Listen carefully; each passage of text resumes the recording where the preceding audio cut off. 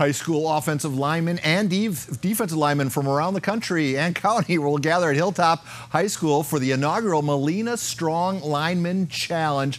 It's a get-together that'll take place tomorrow, 4:30 p.m. And here to talk more about it, I'm joined by Hilltop head coach Drew Wessling and assistant coach and Silver Pigskin finalist from the year 2001, Freddie Dunkel. Gentlemen, before we get to Molina Strong, quickly, seeing Coach Long and the resurgence, you guys are both former Aztecs. It must do your heart good to see the Aztec program doing as well as it is. Yeah, we're extremely proud of the Aztecs and what they've been able to accomplish. Being able to go for the third championship in 3 years is an awesome thing to experience. And Drew?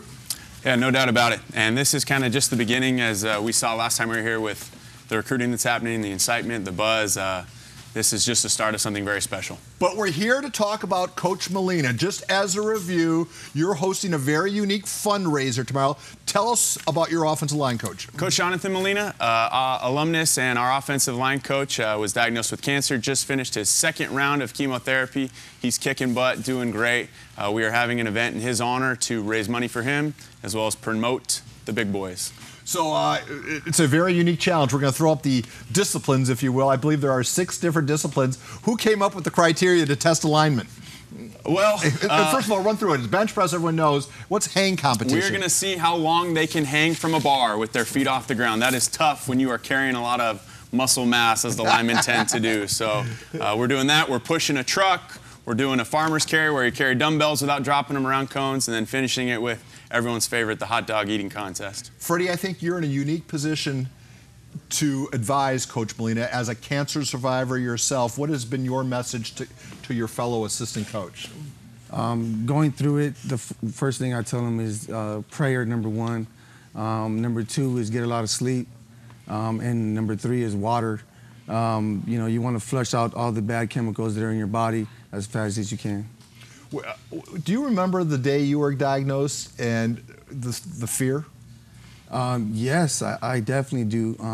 You know, I went to the hospital for a stomach virus and left 15 days later with chemotherapy.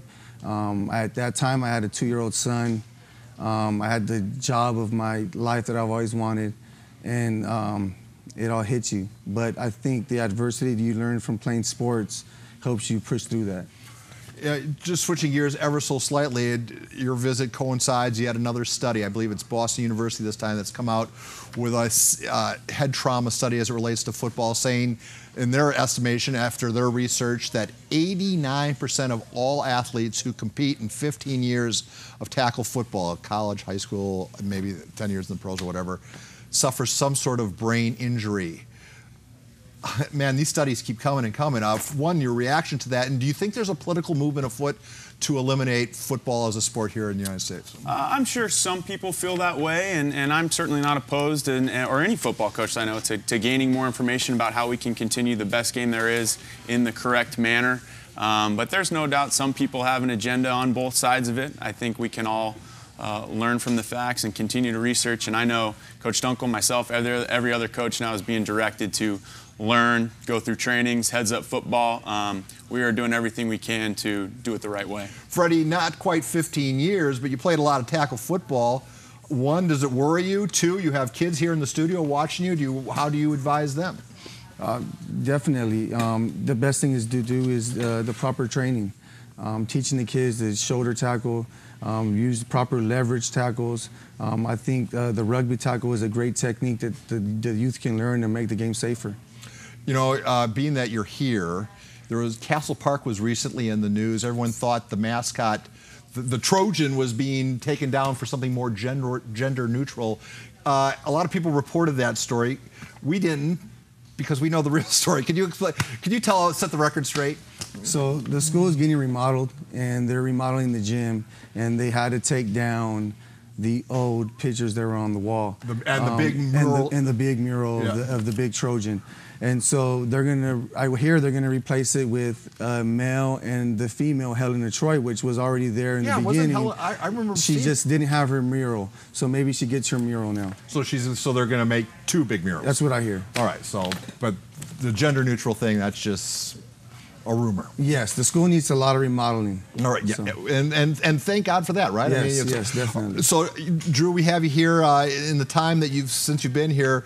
We lost Coach Willie Mattson in a push for correctness, and you know, it's sign of the times as far as coaching technique and what is now allowed on the practice field and the football field. Is it more difficult to be a high school football coach in 2017 than it was in 2007 or 97? Probably, and I think, you know, we had a coaches meeting in our district last night, and I think really what it has become more of is compliance, legality, administrative things. You know, 80% of being a head coach has nothing to do with X's and O's and things like that. People think we talk about, hey, this team runs cover 4, we got to run double post. Well, really, it's, okay, did Billy get his physical down somewhere he's not supposed to? That's a big part of it. But we both know another prominent coach is probably going to bite the same fate. Is that hard to get people to be high school football coaches when you have all those hoops to jump through? I think it is, you know, but the right guys are in the position, and they still will be, because, like we talked about earlier, it's like childbirth. You forget all the pain and the fact you're not working for a lot of money and all the hours away from your family, because being around the guys, being around the team, once you get on the field and you get to do football, it's a special deal, and we're very fortunate. Freddie, you were in this studio some 16 years ago. Do you remember that night when, well, there's the video right there. You know, you got beat out by some guy named Bush. Is that still in your crawl? Yeah, it haunts me every day. No,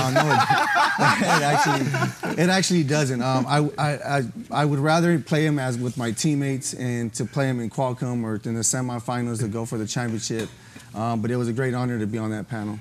To talk about your Play of the Week, Freddie brought his Play of the Week T-shirt. Can we take this full? Because this is so all you kids out there, okay, this is my body, and this is the shirt. See, back then we didn't have the budget we had.